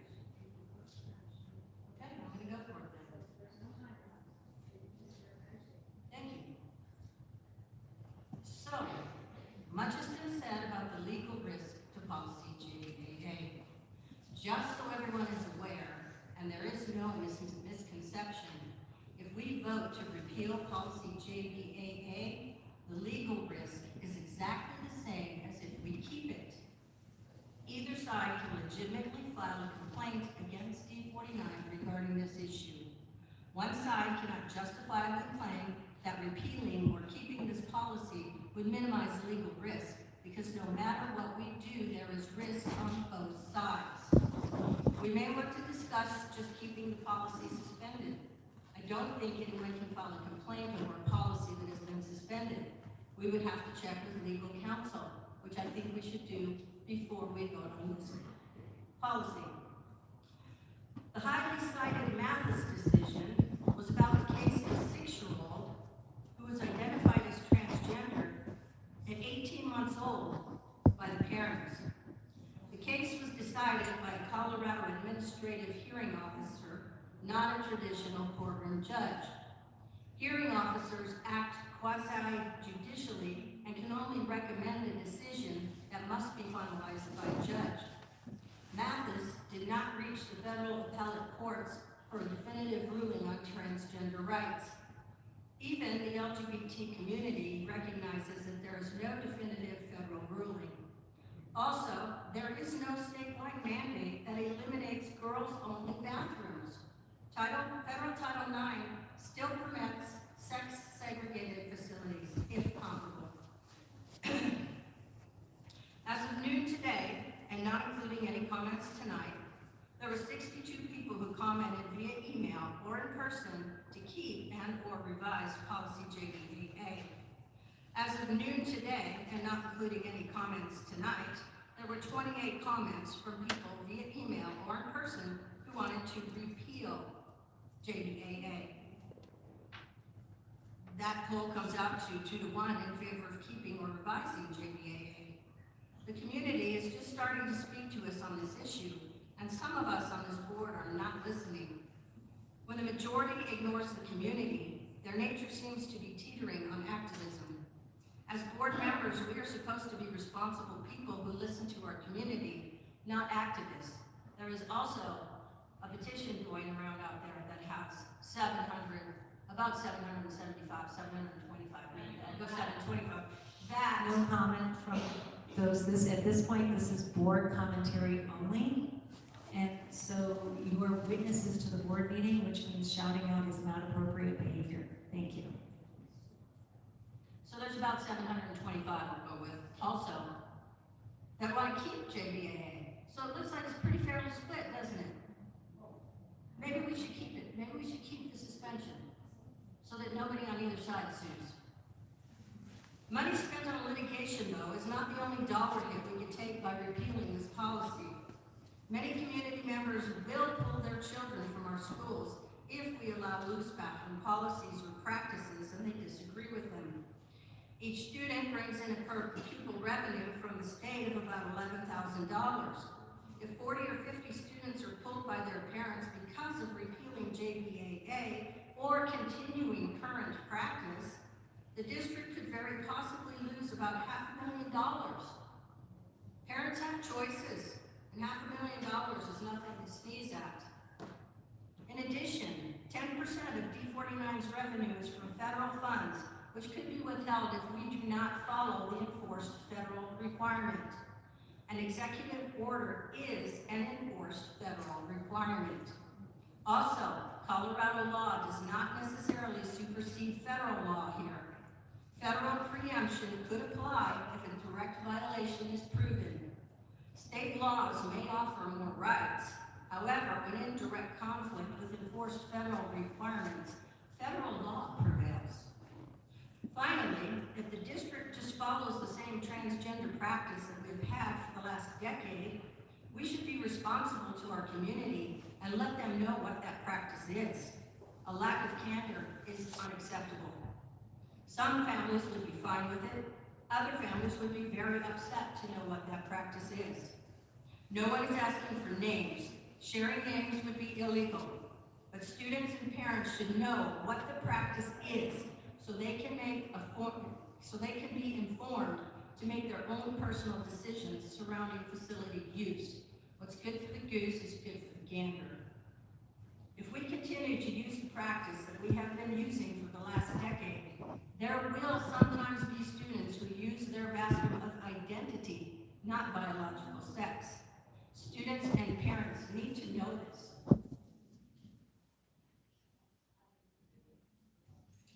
Lauren? Yeah, I just wanted to read just excerpts from House Bill 23-1057 because a lot of people have talked about state law. And like I said, under Colorado civil rights definitions, we do have a contrast. Right here, just a few provisions. Experts from health providers to faith leaders, including the Occupational Safety and Health Administration, stress the need for single occupancy, non-gendered restrooms. Also, using gendered facilities can pose health and safety issues stemming from experience of harassment and physical threats in gendered facilities, regardless of which gendered facility they use or their physical presentation. Due to these experiences and associated stigma, some people avoid using public restrooms whenever possible and may refrain from eating, drinking, or relieving themselves for extended periods of time in order to avoid gendered facilities. Delaying or avoiding using the restroom can have physical health implications. So I also want to make a comment that I don't want to see any student bullied, regardless of how they present, regardless of their gender identity. Bullying is another violation of our cultural compass. And I have to include one more time, and that includes community members. Thank you. Mike? So policy JBAA is in direct conflict with state constitution and state law. We had a reminder in this room a month ago when two of our board members came and take the oath of office, and that oath includes that we will follow the Colorado Constitution and the laws derived from it. And so it would also be a violation of our oath of office. It's a violation of our fiduciary duty because it is designed, just as policy JBA was, to initiate a lawsuit that would lose all the way up to the Supreme Court with the idea of changing Colorado law. Now, if you don't agree with this law, there are other means to address that. You can advocate, you can vote, but to do that on the backs of our students, when we've already heard from some of them today talking about programs that they are losing because we don't have the financial resources to fund them, that is just wrong. If you want to, have your own lawsuits and pay for them, I welcome you to do so, but you should not be doing it on public funds. And it's a violation of common sense. I mentioned at the last meeting a boy who had a simple typo, clerical error on his original birth certificate. Lives in Mesa, Arizona. He got yanked off the boys' basketball team. He's an 8th grader. Under policy JBAA, he would have full access to all of our girls' bathrooms and locker rooms. That is just a violation of common sense. We can do better. Regarding the petitions that were mentioned here before, this got started, I checked the running tallies and I saw a combined 781 signatures on a petition that is not at all clear that it is in support of JBAA. In fact, you can read multiple passages from that and come up with a very different interpretation. Some of those passages seem to be arguing against JBAA. And by the way, that's not just my interpretation. Christy Davis and I agree on very little, but she was notifying people saying, please don't sign this because it is not supportive of JBAA. On the other side of the ledger, so there were 781 signatures total at the time I took account. There are 983 combined signatures on an electronic and a paper petition that very clearly state on their title that they support the repeal of JBAA.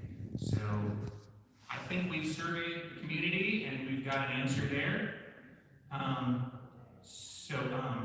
Another comment I keep hearing over and over and over again is that there's not separate bathrooms for girls and boys. And I cannot emphasize this enough. Yes, there are. And they are clearly marked. I've been in our buildings and I've seen them. And I've even used the appropriate ones.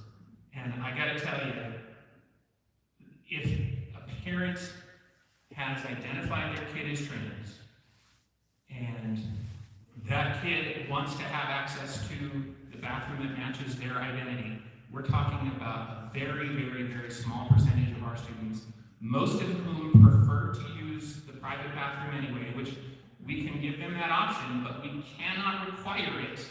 That would be in violation of not only the state statutes, but the 14th Amendment. So we keep hearing from our students over and over again, we don't care who's in the bathroom. We've got 5 minutes in passing, and we just want to use the bathroom and leave. And then just to address the comment about jeopardy with federal law, that no longer applies. The federal guidance, the executive order, and the accompanying Dear Colleague letter were challenged in court. They lost, and there was an injunction on them, any further activity with them. We just read within the last week or so that the federal government has dropped its appeal, so the ruling holds, and the executive order has no force. I'm sorry, you're gonna have to prove that. You can look it up on the internet. Holly, do you have something we've had, who else has gone on? Sure. So my standing on it being unenforceable is solely based on how this is written. And from what I gathered on both sides is that we aren't even in agreement of interpreting Title IX.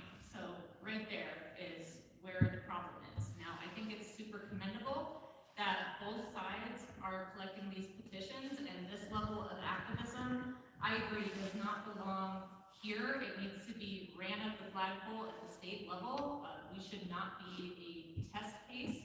My other question, because I obviously wasn't on the board last year, but why now? Why was this brought up now? If there's been a system that's been in place for 12, 13 years, and all of a sudden it's a problem, and how many credible incidents has this district even had to warrant a change? That's a genuine question. I want to know. That's what I'm at. Lori? First of all, I just want to address a couple of things. Director Howe misrepresented what a lot of our student board has said. He quoted two, I think, that said that they didn't care, but we've heard from several of our other student board members who did care. And so to totally dismiss them and mischaracterize the entire student board, I think is inaccurate. Number two, is Director Howe stated that it's in the Colorado Constitution, apparently, that you cannot have sex-segregated facilities, which I was not aware of. So I don't want to confuse the Colorado Constitution with civil rights protection. We have had incidents in our district. We have had complaints from parents in our districts. And by the way, the 14th Amendment has also been used to uphold the parents' right to educate and raise their children as they see fit. So, to throw out like we're all constitutional lawyers, we are not. And that's why we get additional input. Also, we did not receive legal advice not to move JBAA forward. We received legal advice on the regulations, to take our time with the regulations, but we have had complaints in this district with the bathroom issue and how it's been handled. And like I had brought up before, there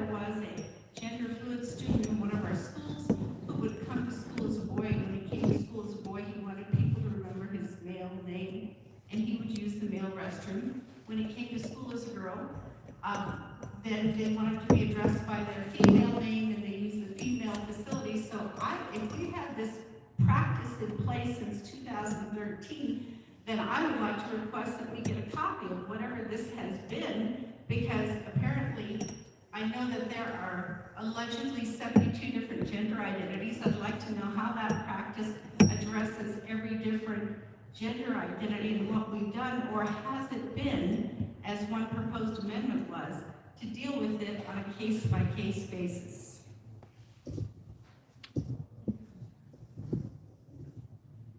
You two speak, Gannon or Emma, would you like to speak? Yeah, I personally feel that JBAA does a good job at prioritizing safety. I feel that it really it puts safety first, and it then leaves options if someone feels uncomfortable in the situations that they're in. I feel JBAA has the ability to be really good if it's enforced well. If we have those private one-person bathrooms, it goes both ways. It's not if just a trans student feels uncomfortable. If straight not what the word is, sorry. If a cis student also feels uncomfortable, they're also welcome to use the bathroom. It's just, I feel that it just benefits overall, and just really focuses on safety first, which is what we should be focused on, I think, but districts, just to keep everyone safe, and then try to really accommodate everyone's needs. I think for me, what frightens me about JBAA is just the requirement of it all. You know, like as a student who's been in the district for 13 years of my life since I did preschool here. I mean, I've never had an issue in the restrooms, and I mean, I am in these schools 5 days a week, and I have been for the past 13 years. And as a student who's taken the time to find those like leadership positions and ask the questions and look into the safety and be involved in my school, this is not something that I've noticed like high priority. Honestly, the students in my class are worried about our lunch at school, you know, and it seems like such a silly thing, but is JBA focusing on truly the issues of the students? Like it's nice to see the community so involved in what's happening in the school and paying attention to what our students are doing, but is it truly an issue happening within the schools is kind of my concern. And honestly, I see both sides. I see the positives and the negatives of both sides, but for me, I think it's just all of the like accommodations are already available. So if I felt uncomfortable using the women's restroom currently, then I could use any of our single stall restrooms, and those are available, and they have been since I've been an elementary school student.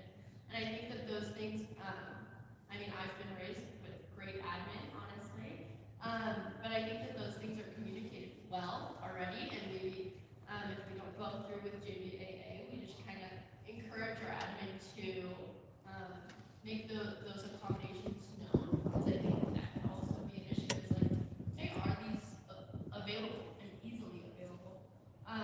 But just setting the limitations on things, that's the only issue I see when the accommodations are already available. Further comment?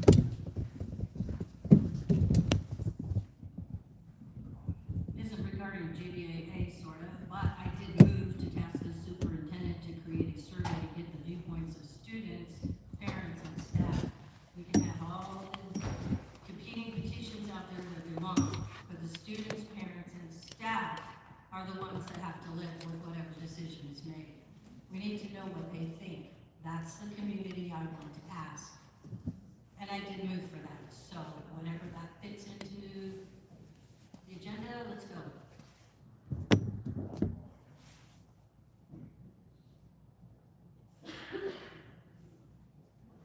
Well, I can't add something looking at the testing for either day, and especially for 510, and is there further comment? Yes. Well, just ask them like what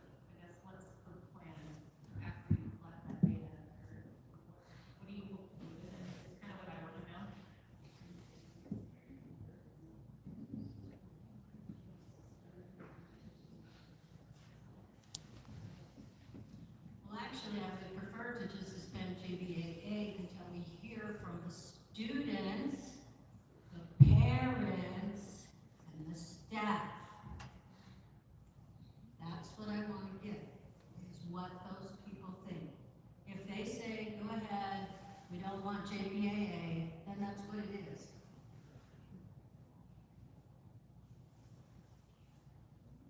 Mike? So that's essentially what I've been doing for the last 10 months, is hearing from the community, hearing from the parents, hearing from the students. I think at some point we need to show leadership and give our, especially our staff, clarity, because we communicated to them that this policy was in existence in September, and we run the risk that they will make an independent decision that violates the students' rights. They get sued, and since it's not covered by policy, they're kind of on their own. So we owe it to them to give them clarity on this. And how much longer can we kick the can? Emma? The other thing that does worry me about JBAA is it enforced all the time? Because I'm a student who practically lives at my school. I'm there until 4:30. I can be there until 9 o'clock at night. And in reality, if I walk in the restroom and there's a transgender student in the restroom with me, that's not going to worry me until something happens. And that could happen if I was in the restroom with another female student as well. And if something happened, that's when I go to my admin. And I'm like, hey, this happened, and I would hope that it would be handled the same exact way either way. I would hope that action would be taken on whatever that incident was. But like if I'm at school, let's say I'm there as a feeder, I'm expected to follow JBAA policies. But if the community members are there for, let's say, a volleyball game starting at 5 o'clock, they don't have to follow JBAA because it's an after-school activity. But feeder would, I'm still in school activity. When we had the discussion about this last time, it was made crystal clear that we're not going to be doing genital checking. That's been brought up several times. And so, good faith measure, the way it's always been, I guess, enforced, was the discussion.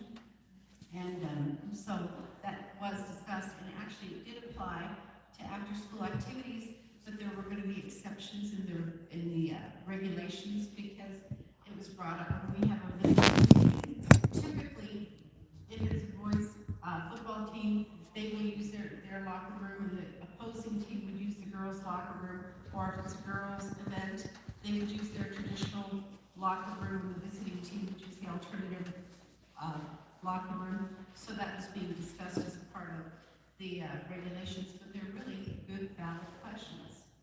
And so I think what we're hearing tonight, which was tried and brought up later, is could we, there was a discussion of should we suspend it and gather more information, and then right now what we have on the table is a motion to repeal, and so I think that's what we're discussing at this moment. What about my motion from 2 items ago? It was never seconded. It was an improper motion when you made it before. It was never seconded this time.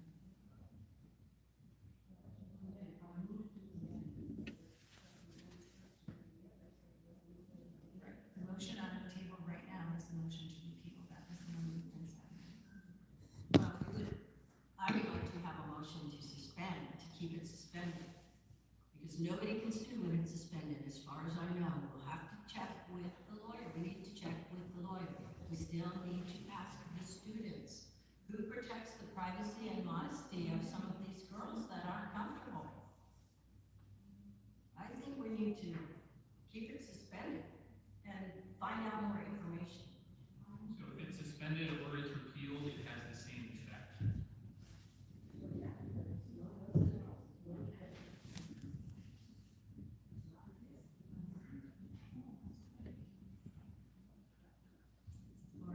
I still question whether or not we're following the policy as it was written in clear language. Like I said, all of us didn't hear the legal advice, but when I read the clear language in policy BG, it's that it has to be repealed the same way it was passed, and that's why I'm also in favor of suspending it until we can get more legal advice from our attorney. It was discussed at a regular meeting and then passed at the subsequent special meeting, September 11th, September 23rd. This is actually the exit process with the sole exception that there was an open forum tonight. There was not at the special meeting when the policy was put in place. So that's actually the sole difference. And because it's, so, and then in October at the work session, we discussed the resolution. So, those are the pieces. The point I guess I was making was suspend versus repeal. At the previous meeting, it was suspend, now it's repeal. And the repeal language in policy BG at the very end just says if it is repealed, it will follow the same process. And it wasn't just 2 meetings, because it shows suspend as a different procedure than repeal.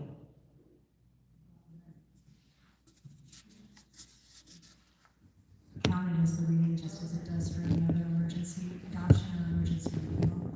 And there's a legal question. So which we do often when the legislature has an action, but in this case is because a policy was put in place that violated, and it's not the Mathis decision is a state decision. It didn't go through federal court because it was based on the Colorado Anti-Discrimination Act, which is a Colorado law, which means therefore it goes under Colorado OCR, which every school district in the state of Colorado has followed since 2013. So there's, and our district, and there were emails back in September about this from the attorney, pointed out that we had the most respectful policy and approach for parents in the state, that was still compliant. That's way back in September. It was a one-liner response from her at one point, and this really might have been in August before there was a policy. Lori's point is, we voted after 2 meetings to suspend the policy. Well, anyway, we suspended it last meeting. We need 2 meetings to repeal. And I think we might need a 2/3 vote. I don't know, I'll have to look that up. This is 1 meeting to repeal, not 2. And it says in BG that you have to repeal it the way you adopted it. And we adopted it in 2 meetings. We voted to suspend with an eye to repeal. We all came into this meeting with the understanding that we would repeal. The language that's been out in the community has been talking about a repeal. The only thing you're talking about here is a typo in the agenda on a recommended action. We are not beholden to recommended actions. We are a board and we can make decisions and we can lead. And so there's a motion on the table and I'm ready to vote. Speaking from the crowd, that is inappropriate from the board. Lori. Oh, just a quick clarification for the crowd. We used to have the attorney up here to answer questions like that. Because of the fiscal exigency, the legal contract was renegotiated where the attorney is no longer present at our meetings. So when you hear us, like I've heard Mr. Miller be quoted so much for a man who isn't here, but that's why we were just asking for further clarification if we're doing this. Marie says that it was set at an agenda setting, that the entire board was not made aware of that. So there was confusion with what is in the cover sheet and what the proposed action was. You're not wrong that you can modify a proposed action. So the only thing I'm requesting is that we keep it suspended until we can get more of that information. Does anybody have any more comments? I'd like to follow policy BG on repealing the policy. Any further comment? Are we ready to vote on the motion on the table? just have a question. If we find out for any reason that the process did not follow that policy, then could it be redressed at a later time? I can look into it. I actually, prior to responding to you before the January 8th meeting, I ran my response by Brad and had him confirm my response was correct.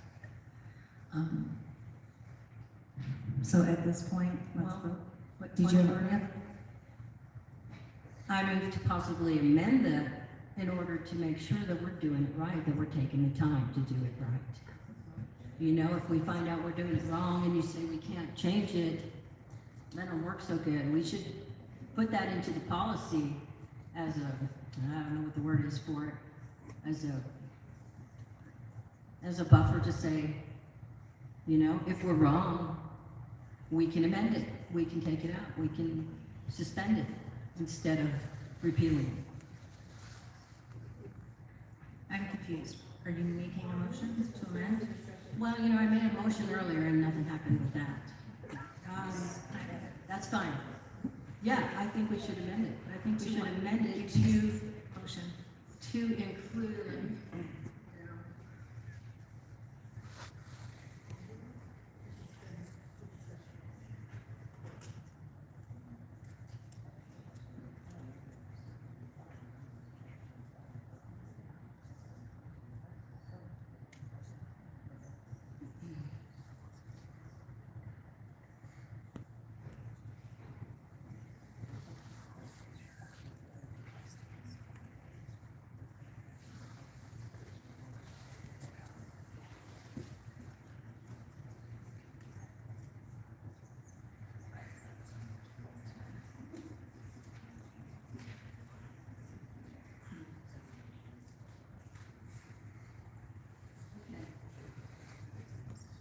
I move to amend policy JBAA to include provisions to suspend should legal counsel find we have done this wrong.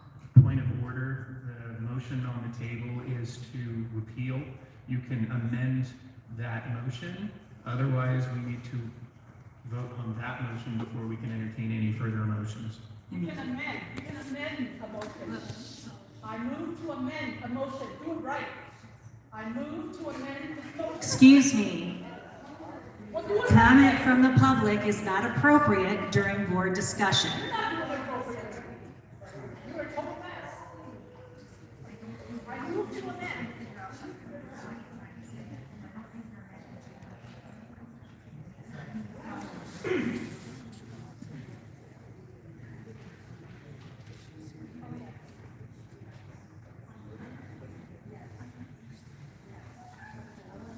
Brad can actually, Peter is gonna help you with this. So once you have a main motion on the floor, which you do, the motion to appeal, then the only superseding action that the board may take, other than a point of privilege or a point of order, is to amend the main motion. Amending the policy would be a new main motion, and it would be in order,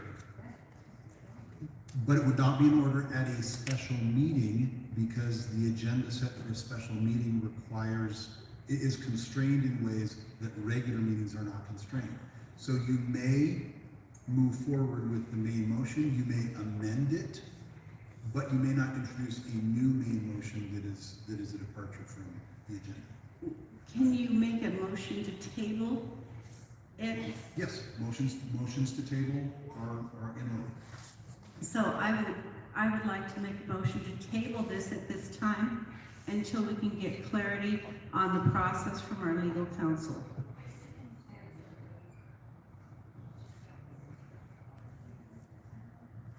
Second? Any discussion? So we're now, Again, I still think we need to ask our students, our parents, and our staff. So I will go with the motion to table it. any other comment? So right now, we're gonna call the vote on this. This, if you vote yes, you're saying yes, table this to have on another meeting. If you say no, then we move back to the main motion. Can I have a vote, please? Hyatt. No. Livia Wright. No. Schmidt. Yes, table it. Thompson. Yes. Withers. Now we're back to the main motion, which is to repeal the policy. Is everyone ready to vote on that? Any further comment? Then we'll have the vote, please. Hyatt. Aye. Livia Wright. Aye. Schmidt. Absolutely not. Thompson. No. Withers. Carries. Our meeting is now adjourned at 3:10.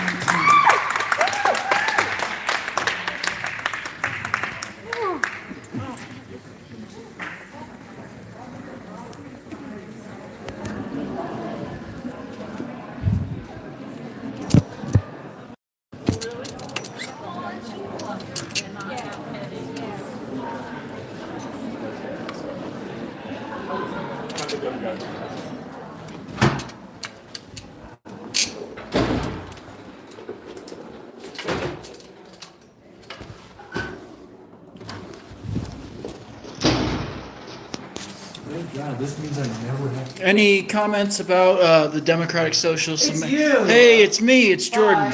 All right, no comment from the Democratic Socialists of America.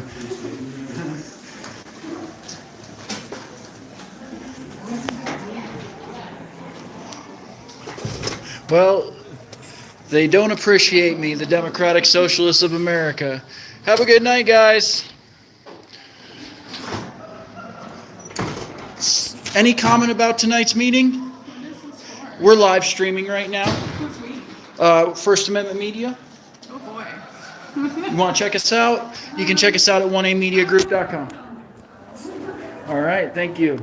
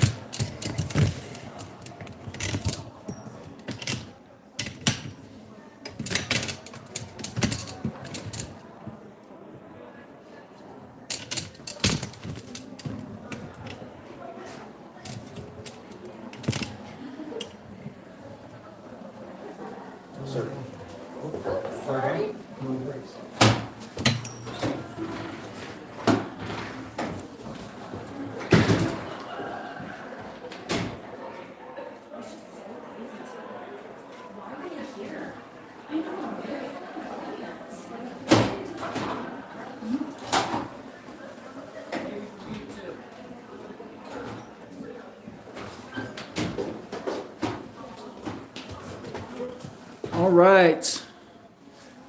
So if you're still tuned in, we're here at the D49 school board meeting that was a meeting to repeal the JBAA policy that's over transgender girls and boys in bathrooms. Any comments on today's meeting? It was all bullshit. All right. So we have some people that are not too happy with the decision. We had Holly Withers, who had made the vote to repeal this policy alongside some of the other members. There was a lot of controversy tonight. There was some people who had some heated opinions. We're going to try to talk to people as they go out and see what they have to say.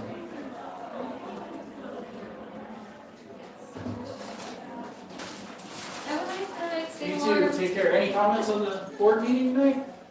Sure. All right. So what do you think about girls or boys going in the opposite sex bathroom if they're transgender? I do understand the intricacies of the situation, but at the end of the day, we have much bigger issues. Things like 3 or 4 kids that we can deal with on a case basis that D49 already does. That's my thought. Anything else you want to say? Yeah, I couldn't hear. People are very rude. And I was surprised that they weren't addressed. It was disrespectful. Thank you so Well, much. thank you. Yeah, have a nice night. All right, yeah, any thoughts on tonight's meeting? Yeah, I just would say I'm disappointed in the lack of humanity I see by grown adults as a high school senior, and even the students up there who are more mature than most of the people in the audience. So that's unfortunately disappointing. But also, as a student who experiences high school on a daily life, it's not the biggest concern these kids are walking about in their daily life. So I think it needs to be on a situational basis, for sure. So do you not feel that this is as big an issue as people are making it in the schools? I think it can be, for sure. I'm very passionate about individual situations, and I think that it needs to be addressed in that way. All right, any other thoughts? No, thank you. Thank you for your time. Thank you. Anybody have any comments about tonight? Go ahead.